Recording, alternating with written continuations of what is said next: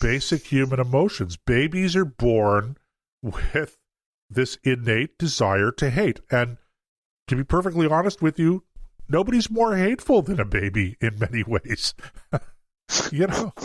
Especially when they don't get their way. Okay, and the interesting thing is that as parents, we teach them to rein themselves in. We teach them what is appropriate behavior and not appropriate behavior. And we correct their behavior, and hopefully we teach them when we see that they're overwhelmed by a particular emotion, a negative emotion like jealousy or hate or any of those things, or anger. We teach them to cope. We teach them to let that kind of thing go.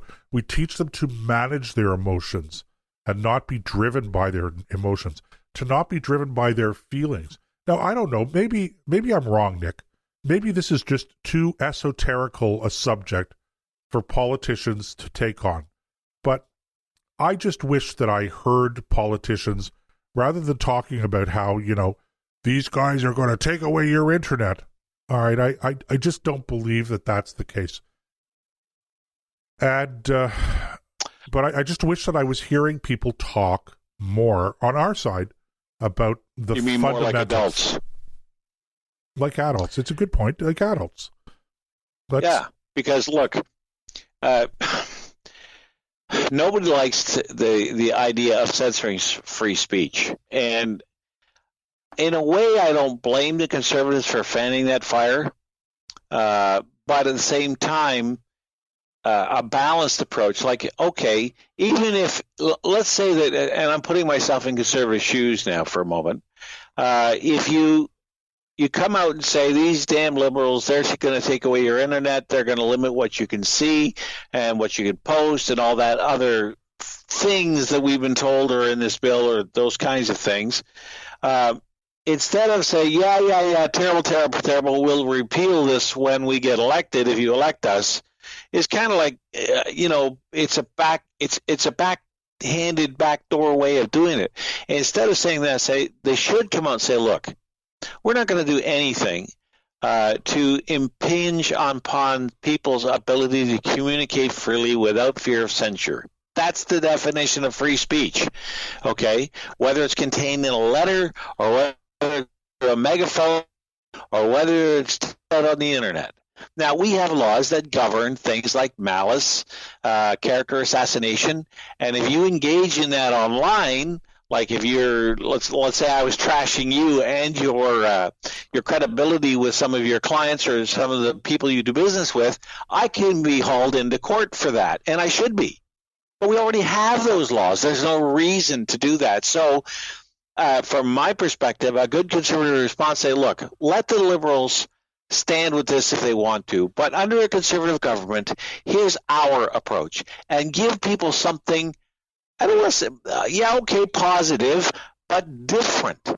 Don't just cookie cutter or carbon copy what the liberals are doing, or try to just reverse everything, which in a lot of cases they need to do, but don't make that your main selling point. Say, look, not only are we going to do that, we have a different approach to government. We have a different way of thinking about economics and about the environment and about free speech and about a whole host of topics. And if they did that, people will go, well, that's interesting. Even if they don't automatically switch over, at least you've given them something of substance to chew on. And battles like this are not won in a day. D-Day did not end the war. As Churchill put it, it was not the end. It was not even the beginning of the end. It was merely the end of the beginning. And that's where we're at. So we have to take this message, go out there, and say, look, the conservative mindset is such that you do not have to we look at this different approach to the way that we do things. Look at the way that, consider the fact that taxes are too high, and here's how we're going to bring it down in a sensible way so that we don't wipe out, austerity doesn't wipe out our medical system and all those things, but we have to get spending under control and present things that way in a calm, adult, Never mind the other guy. Ronald Reagan had it right. He never mentioned his opponents. Never. He never talked about what they were doing. He only talked about what he wanted to do. And the history shows the results of that attitude. Well, again, Nick, I think that you're moving in the right direction, and I think that generally we agree on this particular topic. We would both like to see the conservatives in particular spending more time talking about fundamental principles. And again, I'm not suggesting that you completely not talk about policy. Of course, you have to talk about policy, but at some point in time, you have to back up. I think when you're talking about bringing about fundamental change, and that's really what we need in this country. We need fundamental change. So if you're talking about bringing fundamental change, then it behooves you to talk about fundamentals, in addition to the ramifications, if you will, the policy ramifications of concentrating on these fundamentals. So in other words, rather than talking about lowering taxes and reining in government spending, yes, say that, but take a minute or two to explain why. My experience of people is that they generally have a lot of common sense.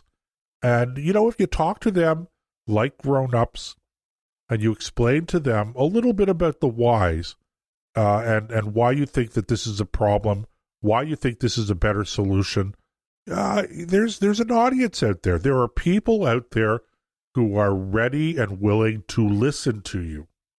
And, we in the first segment, we were talking about why do people keep on voting for politicians that, to not to put too much of an unvarnished way of expressing it, but that lie to you. Maybe if you treated them like adults, maybe they might listen a little bit more. Respond to that way.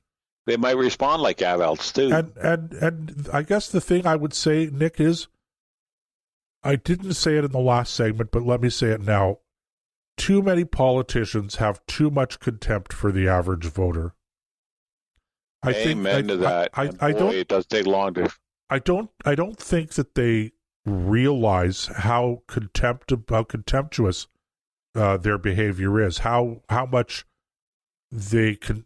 contempt do they demonstrate for the average voter? They may not even be aware of it. But when you treat voters like little children, okay, it's a manifestation of contempt.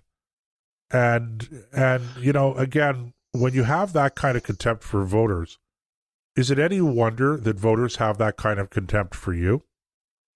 Listen to me. People still go out and vote in very large numbers. They vote because they consider it to be not just a right, but a duty. But they don't vote because they hold politicians in high esteem.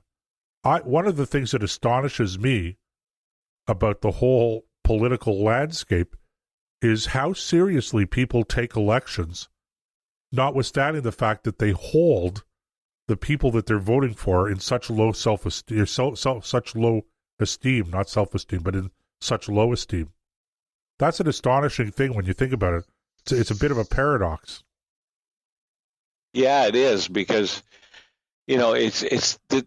for as smart as some of these guys think they are, they haven't figured that basic premise out.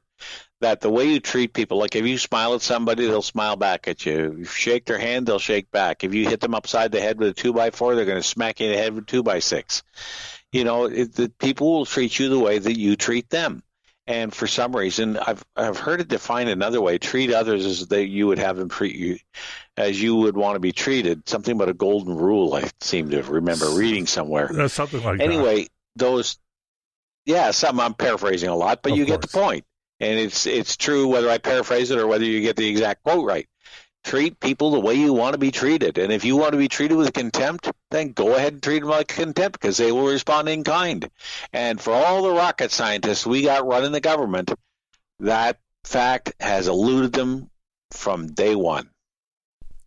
Do we really have or a at least rocket recently. scientist? Well, Mark Garneau. Okay. Well, I don't know about a rocket scientist. Let's just say he was a rocket pilot. A rocket. Okay. A rocketeer. Mark Garneau and the Rocketeers. A Rocketeer. That's right. Yeah, they can form a rocket group. I bet you he'd make a better rocket group singer than he would a politician. Yeah, well, I know what he's like as a politician. I don't know. I've never actually met the man, so it's a. I don't really know. I like to reserve judgment till I've had a chance to meet with people. But anyway, listen, let's not go down that rabbit hole. We've got to go for a break. And I'm being unjustly hard on him. Okay. Well, I'm glad you're man enough to admit it. Ladies and gentlemen, we're going to go for a break, so we will be back in a few minutes on the Nick and Joe Show, coming to you on the Think Radio Broadcast Network.